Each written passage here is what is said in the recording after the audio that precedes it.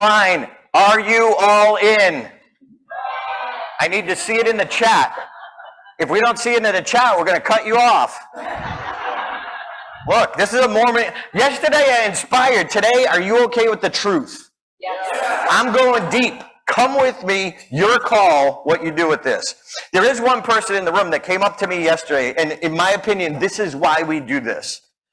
Someone came up to me and told me in tears that yesterday's presentation gave her a dream.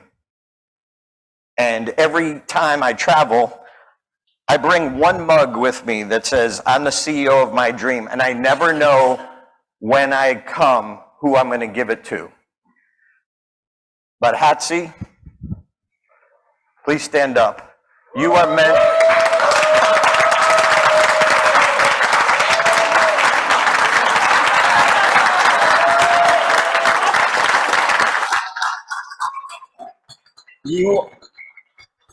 You are meant to be an artist.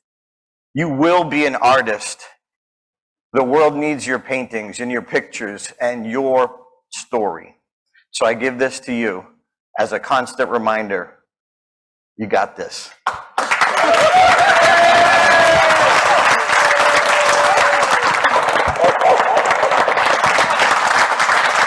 Thank you. She's all in. How about you? Let's do this. Come on.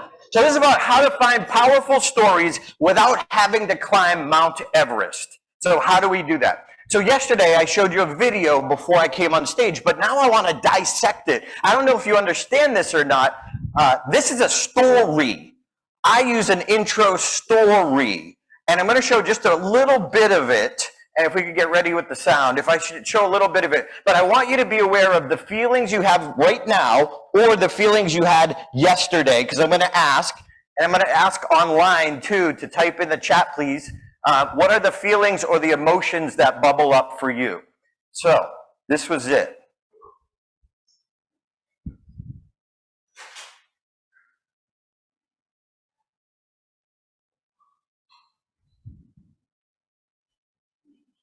And the 2001 World Champion of Public Speaking, Darren LaCroix.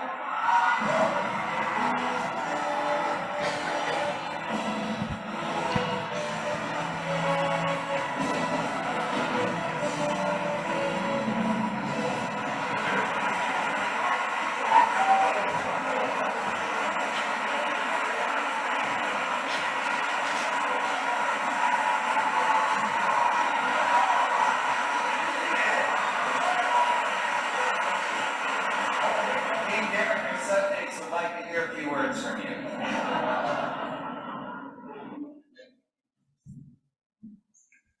Man, that's cool.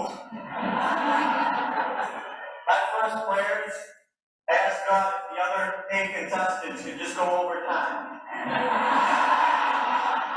That's all I want. Again, thank you to my district, Dave McElhaney, Carmen, of course, the great, the one and only, the genius of speaking, Mark Brown, David Brooks, and Tate. The champions are so gracious, giving me wisdom and advice, and I knew I would work hard, but they helped keep me on the right track. Did anyone else ever cried over this thing?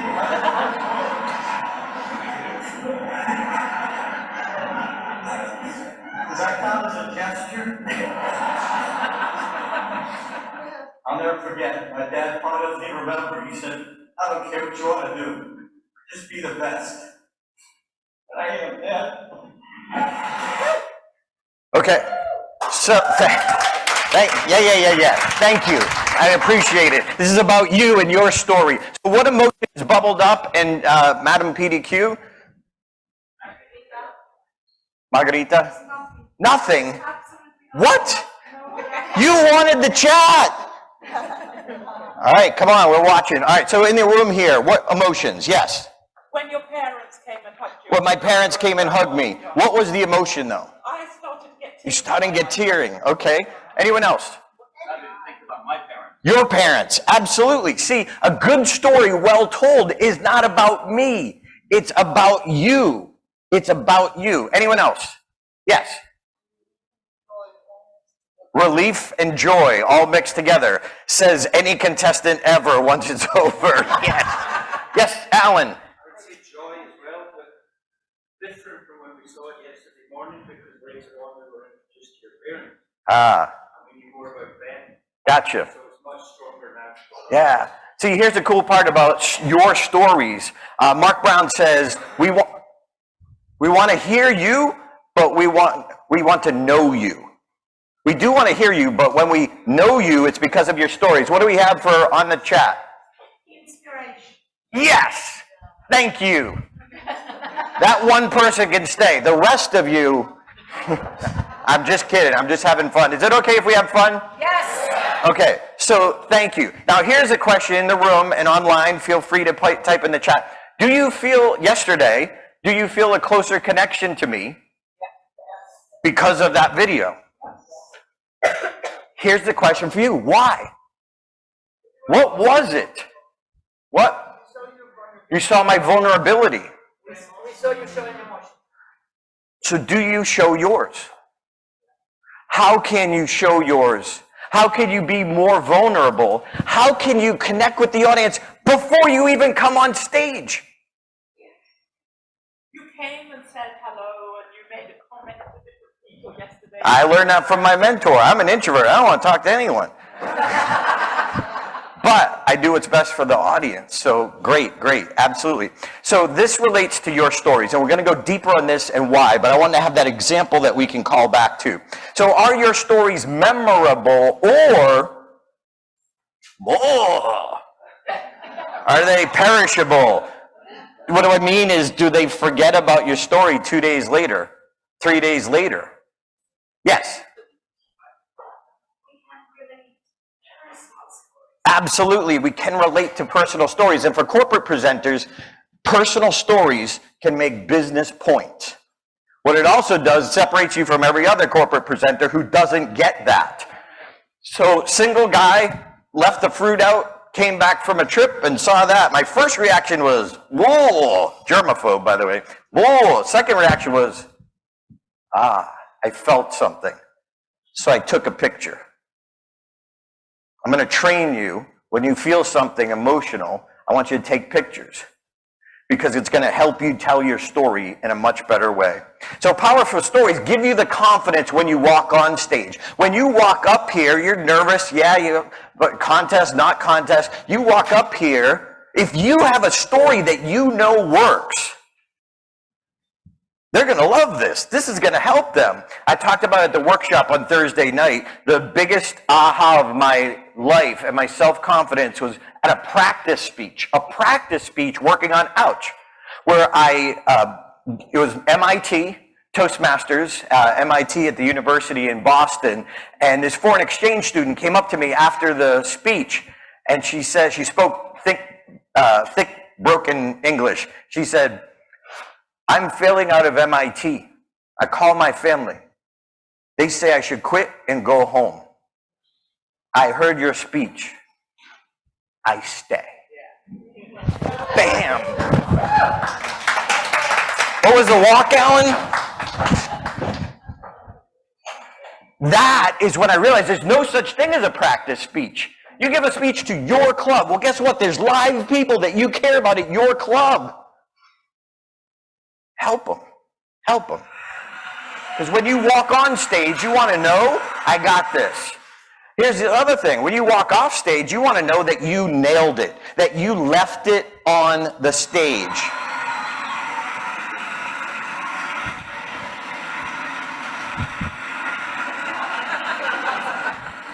At that moment, I didn't know that I had won. I just finished the speech. But here's what I did know. I gave the speech I came to give. I left it there on the stage.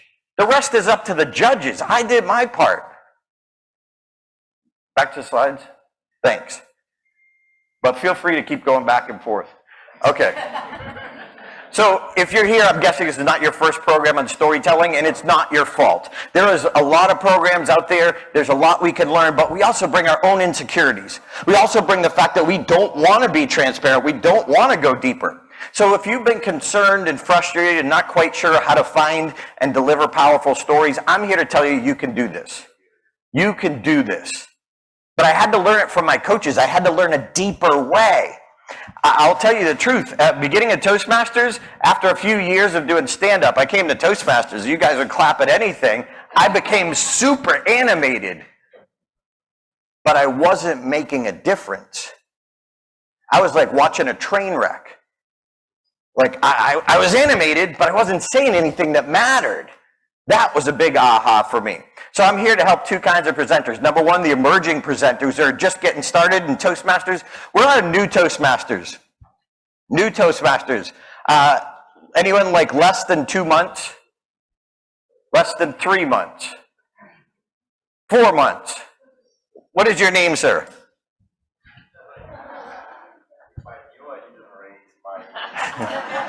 You're going to get a gift because you're going to get a gift.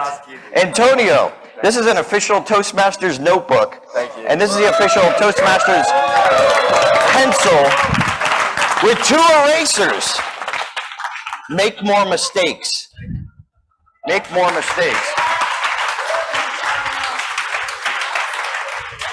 Look, I am just a guy who used the tool of Toastmasters better than most.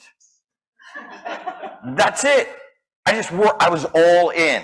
And then experienced presenters, that some of you are good and confident. There's nothing wrong with that. That's good. But it's like Swiss cheese. We have these little missing holes that we could fill in and be better. So I'm here for you too. And number 2, to show you how insights from experienced coaches are essential to telling unforgettable stories. David Brooks, world champion 1990, said, "We all have different stories, but we share the same emotions." See, it is the emotion of the story that matters.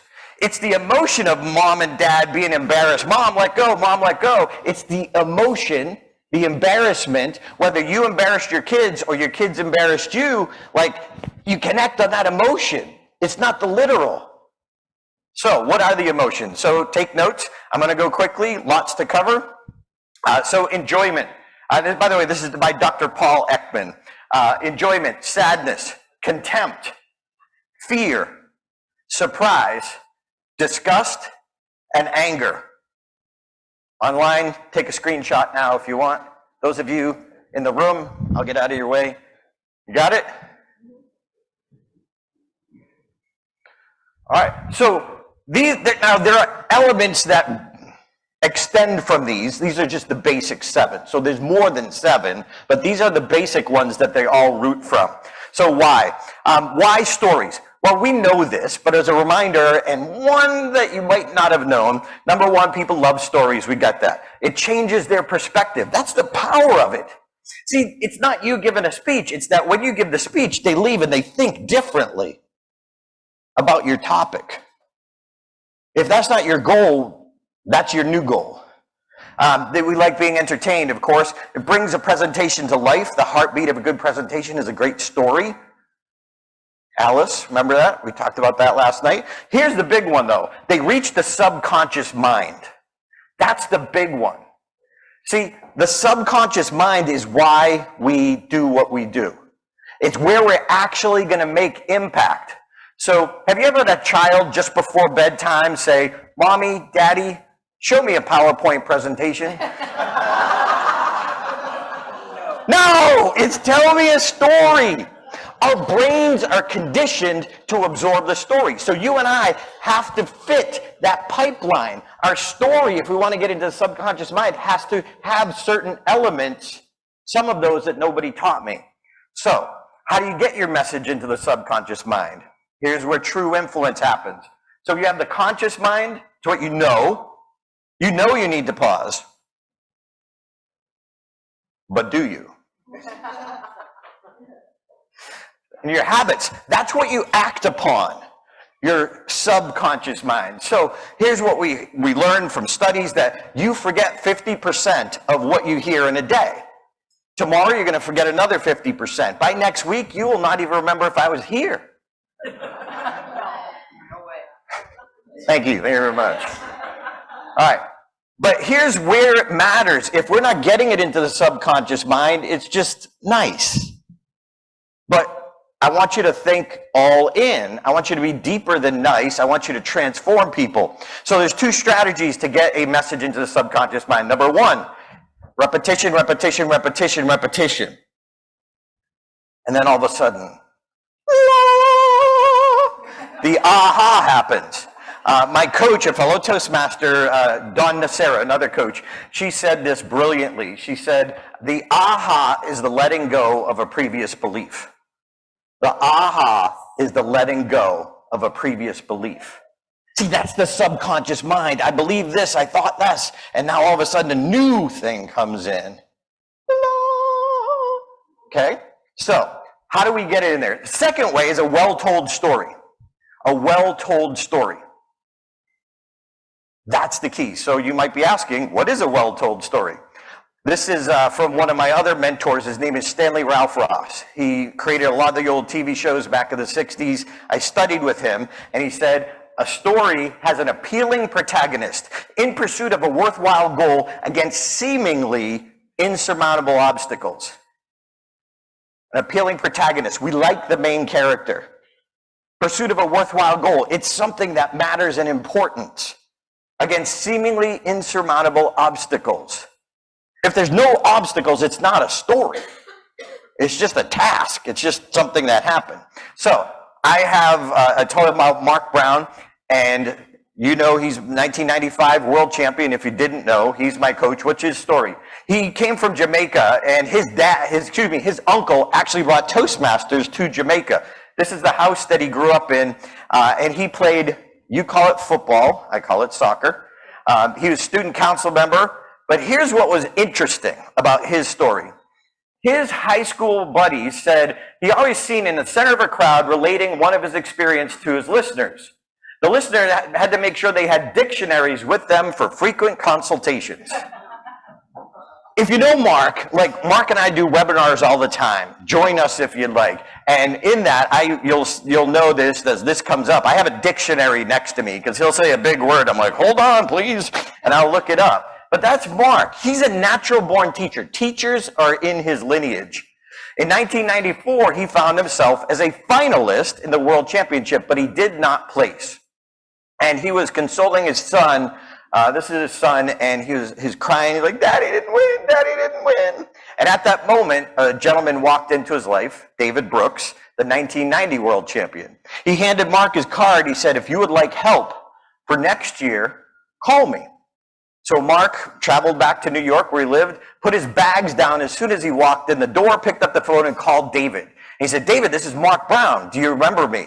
He's like, Mark, I met you yesterday. And they started a mentoring relationship. What we found out later was David had went to every finalist and handed them the card. Mark was the only one who said yes and called David. But does it make sense that he put his bags down and he called him? He was all in? Yeah. He didn't wait. He just, should I don't know. He's shut up, do it. None of the other finalists called David. None of the other finalists made it back to the finals. Think about that. That's deep. Mark says, what? That doesn't make sense. I can't understand that myself, but I've got that mindset. Do you? Mark says, I don't get it. Mark says, say yes when approached by an experienced coach. Makes a big difference. These are my two coaches, David McElhaney and Mark Brown, and they made a huge impact in my life. In fact, David, I had won the 5th level of the contest. In the old days, there were 6 levels. I was going to the World Championship, and Mark Brown happened to be speaking at that convention and conference. David grabbed my hand, walked me over to Mark Brown, and looked me in the eye and said, I can't take you where I have not been. This ties right into what we were talking about yesterday, experience. Dave had been to the semifinals. He'd never been to the World Championship. It's a different contest at that level. I can't take you where I have not been. A little bit about my story. I'm the opposite of Mark. I was the quiet, shy kid. I was the one listening to everybody else. And this is me, number 21, playing American football. And my dad had taken this picture on the sideline. I was like, Dad, don't take a picture of me on the sideline. I don't want to remember this. He said, but Darren, you're never in the game. True. And I'm so glad he did, because this is a reminder to me that for most of my high school days and my sports and youth, I wanted to be in the game. But I wasn't doing what was necessary for the coach to put me in the game. I only got in the game if we were way ahead or way behind, meaning I couldn't affect the outcome. So do you want to be world class, or are you all in? You can want it all you want. You can go to Toastmasters, you can speak stage time, but that ain't enough. You got to be hungry and eager. So, some of you know my Subway story. This is day one. Day one at my sub shop. When I opened, I was going to be a millionaire. I was going to own a whole bunch of stores. I was super excited. And if you remember my joke, by the way, did you guys who didn't watch my speech do your homework last night? Okay. So this is the store, and the sign hadn't even come in yet. And if you saw the speech, or you heard the joke, you know that about a year and a half later, I'd sell the business at a loss. It was one of the greatest things that ever happened to me in my life. Although at the time it was devastating. I felt like that kid in the sideline. See, I invested into a $60,000 system. $60,000 to open a franchise. And I didn't listen. I thought I knew more than the franchise. Did you know Subway at that time had a 98% success rate? Not easy to be in that 2%, is what I'm saying. I had to really screw up. But at that time, my buddy gave me the motivational tape of Brian Tracy, who said, what would you dare to dream if you knew you wouldn't fail? And I went back to that 8-year-old dreamer about being a comedian. So, listening to these motivational tapes, I was excited, I was thrilled, and then, whoa, this is great. And then he asked that question. I was like, oh, now I have to try it once. Oh. See, there wasn't a dream at that point. It was I couldn't live my life wondering, what if? I challenged you yesterday for 77 days. Go all in and whatever you want. Track it. And so listening to these tapes, they said, go to people who are the best. They think differently. So I went to a comedy club. I asked the comedian after the show, quiet, shy, and introvert. Hi, my name is Darren. I want to try this. What do I need to do? He asked the question. He said, are you funny? No. He said, good. What? Good? And he went on to explain that, look, people who are naturally funny around their friends and relatives, if you've put them in front of 100 strangers, handed them a microphone, they couldn't make them laugh. He said that's a different skill set, but that one can be learned. He said 2 things. Number 1, go to an open mic night. Watch other people just starting out. Well, duh. If you're new to Toastmasters, don't compare yourself to great speakers. Learn from them. Be inspired by them, but it's not fair. I've been doing this 30 years. Don't compare yourself. Be inspired and ask questions. He said, number 2, go get the book. I'm like, book? There's a book about stand-up comedy? Of course there's a book. But he told me the book from the experience that I wanted to tap into. Anyone can tell you, go on Amazon, check out the books, look at the reviews. I wanted to know a guy who was where I wanted to be. Which book did he recommend? Does that make sense? I wanted the process to follow. So if you want to write down the title of the book, Judy Carter, Stand-Up Comedy, the book by Judy Carter. If you like humor, it'll teach you how to write jokes. It's a process to follow. So 2 months later, I went to Stitches, which is this little comedy club in Boston that had an amateur night. I went to Stitches every Sunday night for 2 months. It was April 26, 1992. Do you ever have a moment that turns into slow motion? I always remember the comedian introducing me. Ladies and gentlemen, please welcome to the stage for the first time, Darren LaCroix. And I came up from this side of the stage.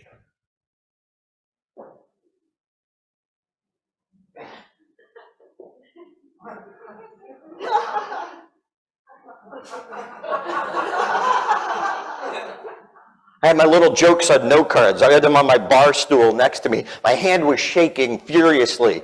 I had so much anxiety going through my body, I didn't have the wherewithal to put my hand up off the note cards so they weren't shaking. Did you ever try and read while you're shaking?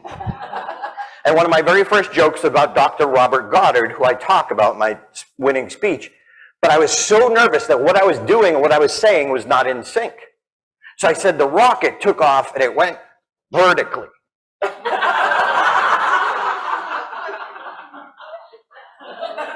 This is horizontal in Italy, right? Okay. I said one thing, I did the exact opposite. That instant I realized I messed up and I just said, ah, shoot. And everybody laughed. Why are you laughing? That's not where you're supposed to laugh, but I'll take it. That's the only laugh I got that night.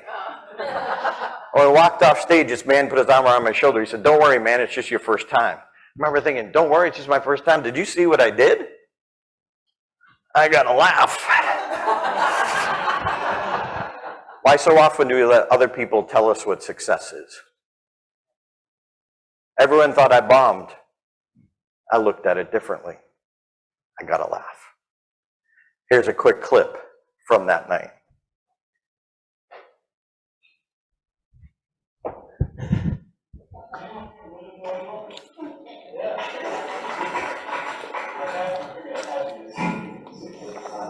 Anyone ever notice that every other small town in New England, take one little small historical fact, makes it the greatest event in the world? Sorry for my voice, like it's like 30 minutes ago. All right, that's all I can handle. So fast forward to 2001. After 30 years of business going around, I went for the American dream. I bought a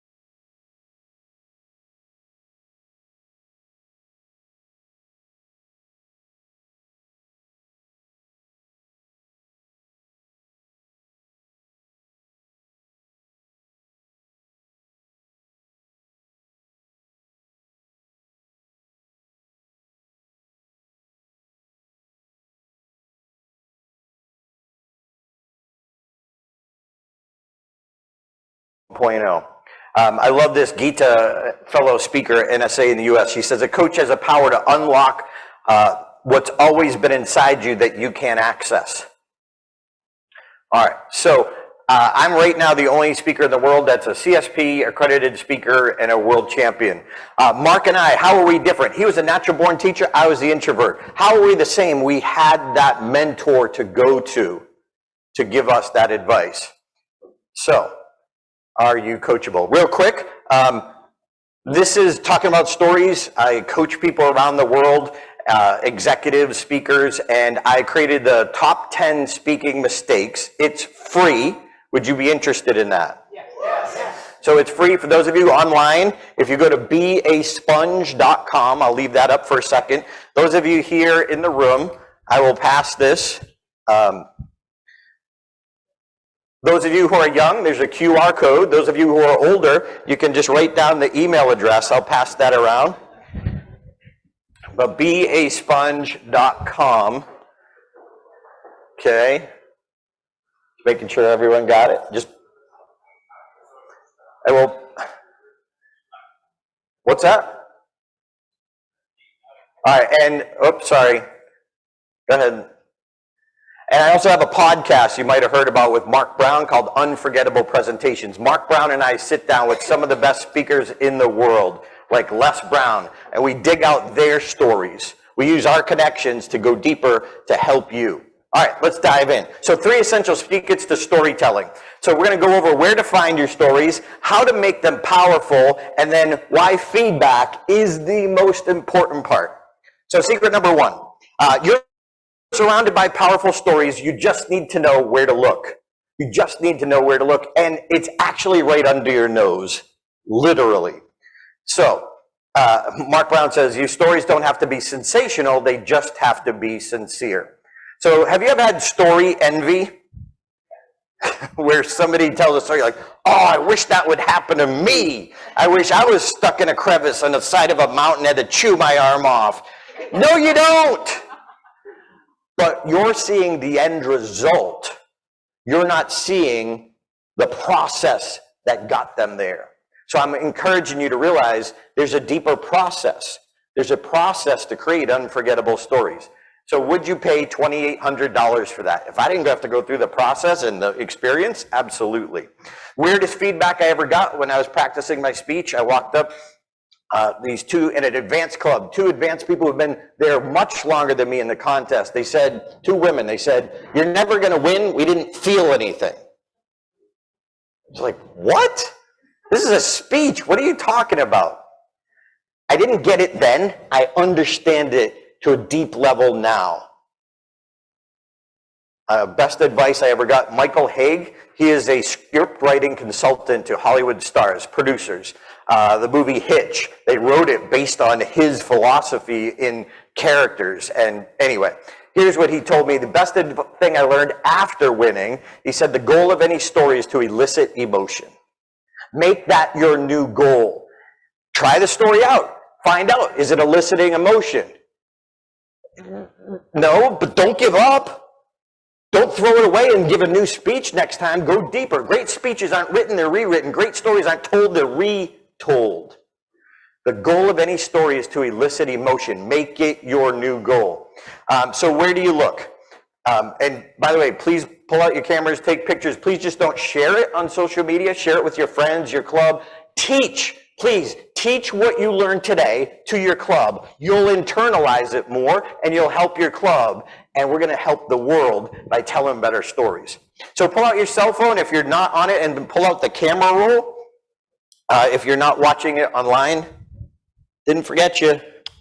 All right. So Mark and I were brought over to Europe to teach this company called Luxoft. And one of the things I noticed, you notice anything odd? Maybe not to you because you guys live over here, but this is something odd about this. By the way, this is Alona. Alona is our event planner. She's the one who hired us. However, she didn't speak English, so we had a translator too.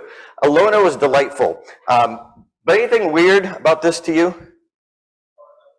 Thank you, one American. All right. I was like, what? And so guess what I did? Guess what I did when I felt that? Yes! Sweet! That's why you're good at evaluations. Nice job last night. I took a picture because it elicited emotion to me. It may not to you, but you have to look at what elicits emotion to you. The company's called Luxoft, and then we're about to start. These are high-level executives, and they pass a fishbowl, and they're collecting cell phones. I was like, you'd get a ticket for $100 for parking on the sidewalk in Boston. You'd get shot if you asked me for my cell phone. And they pass it around, and Mark's speaking in the background. They're going around. I'm like, what is going on? I took a picture. I want you to start seeing pictures. And right now in your camera roll, you actually have already done this. I'm going to ask you to go back, and this week I want you to pick one of your pictures. I'll show you how to sift through it in just a second and tell that story. And if you're using PowerPoint slides, what's really cool is I remember that moment. I'm going to deliver it better because that's my moment. If you're using cliche clip art, anyone else can use it too. Stop it. Let it go. Let it go. Let it go. All right. So she's passed this around. Capture what captures you. That's my foundational phrase. Capture what captures you. If it grabs your attention, take a picture. You may or may not use it, and I'll show you what to do with it exactly. Alona, the event planner, Mark's laugh struck her. And I tell this story. So we have the executives on Saturday. Friday night, we did a little workshop for the locals, and I tell a story about Mark Brown. And when I started off, I say, if you don't know Mark Brown, he stands 6'2". He's got a heart of gold. He's a native of Jamaica, and he's got this beautiful booming laugh. Ah, ha, ha, ha. So I tell that. She doesn't know what I'm saying, but she heard the laugh, and she had spent the day with Mark. She knew what I was talking about. Check this out. I captured this moment. All right, here.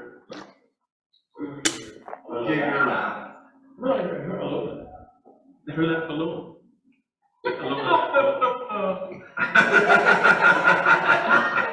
That's great. I love this. That is so awesome. Made my night wonderful.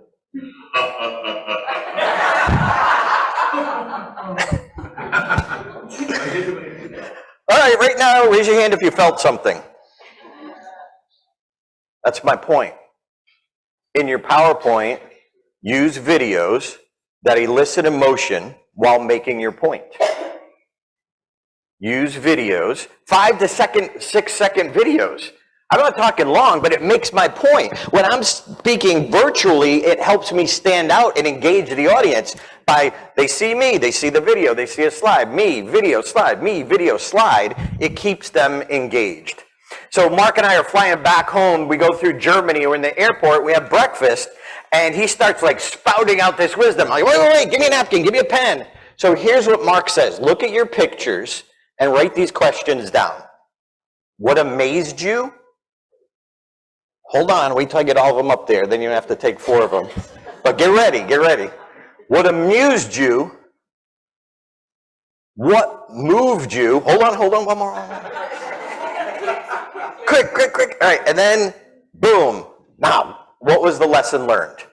What amazed you, what amused you, what moved you, and what was the lesson learned? That's what I mean by saying, right under your nose, in your phone, you already have emotions that were elicited that you took a picture. I want to train you to do that more, but I want to train you to go back. That's your homework. This week, if you don't talk about this workshop, or talk about the workshop, and then pull up a story and tell it from that picture. Make sense? Are you glad you came? Yes. You glad you didn't dance all night? Glad you had your coffee. All right, so Mark says the audience wants to hear you, but they really want to know you. So here's my advice to you. Start a story folder. On your desktop, on your laptop, wherever you want, start a story folder. Make this a new habit that you just do normally. And so pop in it. I use a Word document. You can use whatever you want. I'm old school. I like a Word document. But start a story file that goes in the folder. So it's a place where you jot down notes. You get an idea for a story. Look, as a presenter, as a Toastmaster, as a speaker, stories are your inventory. The more you have to choose from, not only can you create that great keynote, but now you can connect it to any audience because you might have a story that fits more with them. So there's an app called Evernote. Ed Tate uses Evernote. You can put in PDFs, JPEGs, and type in as well. For the younger people here, there's this app called Paper. I don't know if you've heard of it. It's very reliable, rarely crashes unless it gets wet. All right. All right, so look, start a story folder. You got an idea, throw it in your folder, throw it in your folder, throw it in your folder. You can decide if you develop it later, but make that a new habit, and you're going to tell better stories faster. Make sense? Yes. All right. Mark uses this thing called OneNote. OneNote is a place that he has different tabs, and I know those of you, well, you guys get the monitors, but he has people, sports, custom, travel, Toastmasters, George, music, animals, wisdom. So he has categories. So OneNote, check that out. Sometimes you can have a story, you look for the point. Sometimes you can have a point, you look for the story. It goes both ways. Think about these simple, powerful stories. Aaron Beverly from World Champions. Aaron Beverly, he had a story about a wedding. Ramona, failed marriage. Press, a flat tire. Mark Brown, watching a Disney movie. Darren, a sub shop. These are simple personal stories. None of them are climb Mount Everest stories. And then, of course, you have Mohammed Katani. Yes. Give it up for Mohammed.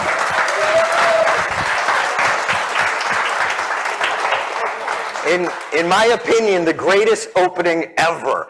I was like as a comedian, like he's so funny. I can't wait for you guys to see him later if you haven't experienced him. But to come out, if you haven't seen it, go watch that one too after mine. But go watch that one. But when he comes out with a cigarette and just in silence, oh my gosh, and just says, what? Genius, comedy genius. All right, back to you. So, you have more stories than you know, start building your story file. Make that a new habit. I promise it will change the culture here. Number 2, there is a time-tested story structure for delivering memorable messages. What? And that's what I mean. This is the good stuff. Charlie Chaplin said, all you need for a good story is a park bench, a pretty girl, and a police officer. Park bench, a setting. Pretty girl, the goal. Police officer, the conflict. Seriously, it's brilliant. All right, so this is my mentor. His name is Dave Fitzgerald.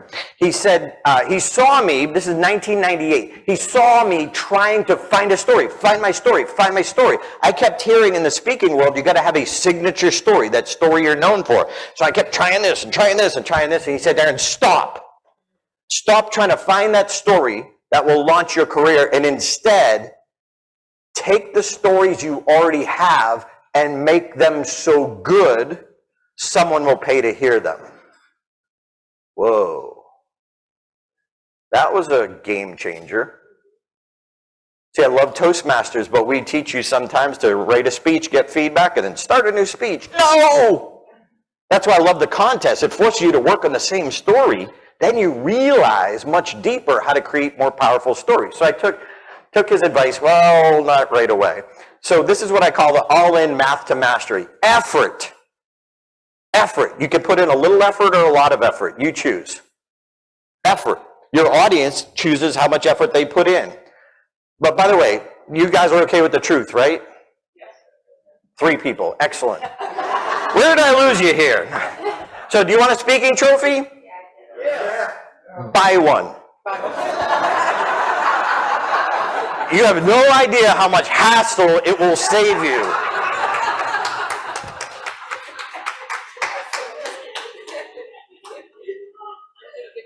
Or do you want to be world class and change lives? Yes. Think beyond the contest.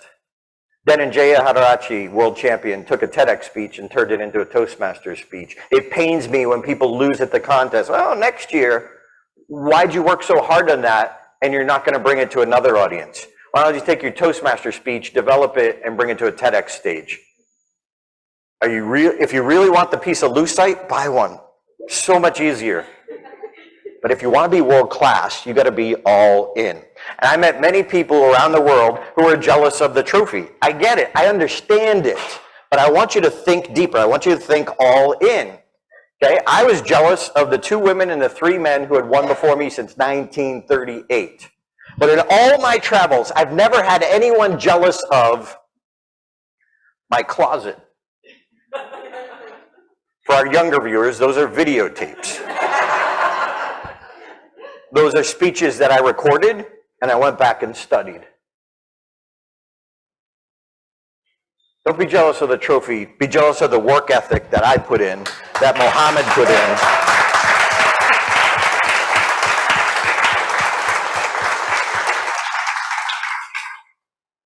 I learned it from the comedy world. Record yourself every time and then go back and listen when you're outside of the speaker's high. And you'll be more objective. And everyone comes to me, or not just me, but all the champs, and says, oh, I didn't win. Everybody in the room said I should have won.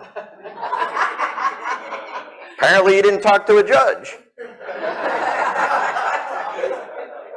But here's what I say. I say, wait 2 weeks. Wait 2 weeks. Here's my coach's form. And go back and look at it again and tell me if you should have won. I've only ever had one person come back to me, and they said, you're right. It could have been so much better. Be careful. So here's the Math to Mastery effort times a proven process. That was the book that I got. I needed to learn stand-up, so I got the process. A guy who was a comedian said, follow this process. That's almost mastery. So I'll give you the full formula in a second. So if you're here and you want to own the stage, I worked really hard in the wrong direction for many years. I'm telling you, find the process. Stage time is good. It's a good habit. But I was only growing incrementally. So, see, the process is going to multiply the effort. It's going to multiply your effort because it's going in the right direction. So, I didn't listen to my mentor for 2 years, who said, take the stories you have and make them so good. I joined the speech contest in 2001. I had a keynote speech. Let's say scale of 1 to 10. Scale of 1 to 10. Let's say it was a 5. I took Dave's advice and I pulled out a story of my first time on stage, and I worked on it in the contest. I gave it an open and close to fit the Toastmaster format with my whole goal to put it back in my keynote, thus raising the value of the whole keynote. Make sense? Yeah. Craig Valentine says if you want to master peace, you have to master the pieces. I used the contest to increase my keynote speech. I didn't even know the contest went to the world championship level. I just thought International Speech Contest was a fancy name they put on it. I thought I won Boston and then I get $1 million check and there's no check. All right, so here I am in Taiwan. This is a few years ago. This is Therese. She's a district director. And we're in a high-speed train going from one city to another city. And she says, Darren, 6 years ago, when you first came to Taiwan, I was not a Toastmaster. You did an outside workshop and at my company, and I was there. And I still remember the story you told about your first time on stage and how nervous you were. She did that. That's how I tell that story. That's unforgettable. But I had to work on it. She said it ended up inspiring me to join Toastmasters, and then she went all the way up. You don't know who's in your audience. You have a story to tell, and someone needs to hear it. But I don't say this to brag, because I took the advice, okay? You don't have to have powerful stories. What you need is a time-tested structure to deliver it. Gotcha. Boom, boom, already asked that. All right, this is my story model, then to now. Here's the then perspective. The character starts in the then perspective. What does a character look like? Bring us into the circumstance. Show us the setting. What's their emotion? I'll tell you about Mark Brown as a heart of gold. Okay, to start off the story. Then there's a challenge. What happened? Then it gets worse. Dun, dun, dun, dun. That's what I call the struggle. Okay, then the aha revelation happens. The hero delivers the transformational change. And then there's the new perspective. They're never the same again. Let me lay this out for you. My opening video. The perspective, 25,000 contestants from 14 countries. The conflict, compete for 6 months. Dun, dun, dun, dun, dun. In the video, I say, my dad told me, I don't care what you want to be, just be the best.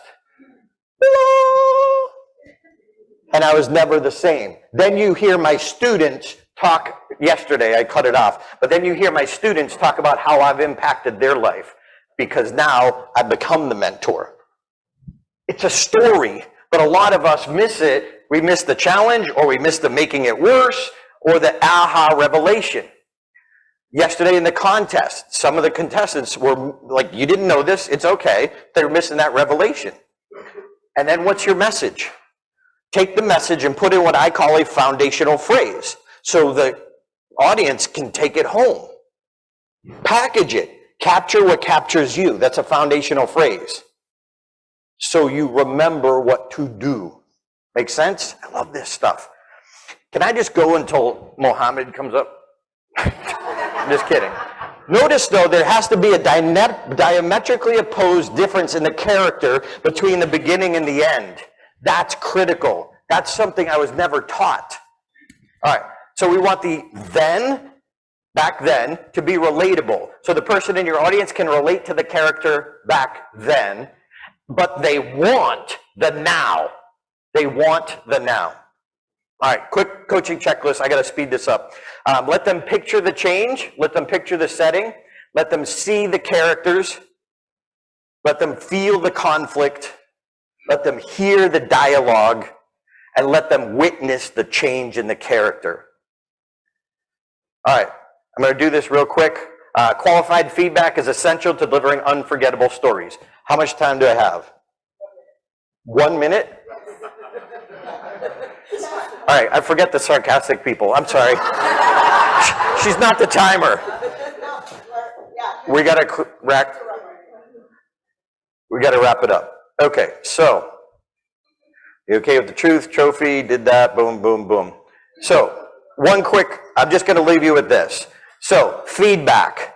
Feedback is critical. There's two kinds of feedback. Number one, here's what I thought and felt. Everyone is qualified to tell you that. Everyone. Here's how to make it better. Only a qualified coach can tell you how to make it better. So in my championship speech, I did the fall, and when I practiced it, here's what I heard over and over again. You tell me, is this number one or number two? Number one or number two? When I did the fall, they said, I was uncomfortable, you were down too long, you should get up sooner. I was uncomfortable, you were down too long, you should get up sooner. One or two, raise your hand, put your finger up. Nope. Sorry. Well, you're kind of right. Here's what you need to understand. You were down too long, thought and felt. Yep. I was uncomfortable, thought and felt. Yep. Number three, you should get up sooner. That's coaching. Be careful. Had I listened to well-meaning people who told me what to do, who weren't qualified as a coach, it would have lessened my audience impact. If you get a chance, I'm out of time, I apologize, but check it out. If you get a chance, watch my speech, and you're going to see that when I stand up, I say to the audience, did you feel I stayed down too long? And they laughed, and they were cracking up. They're like, how did you know what I was thinking? Because I went to 22 clubs and I asked, what are you thinking? So I used that because I saw the common effect to get in their heads. And then I turned it on them. I said, have you ever stayed down too long? See, when I went to Mark Brown, he said, stay down longer. The exact opposite advice of everyone else. And a lot of the champs before me said, that was the moment you won. Because I got in your head. All right, I'm just going to wrap it up with this. Boom, boom, boom. But check it out online. Has this been helpful? Yes! Thank you. So, thank you. So, have I earned the right for 10 seconds to know how you can learn more from me? Yes. 10 seconds. So, I think most presenters don't get the feedback they need to be unforgettable. So, I created a team of coaches that will help you change your life, impact your audience's life. So, come talk to me out there.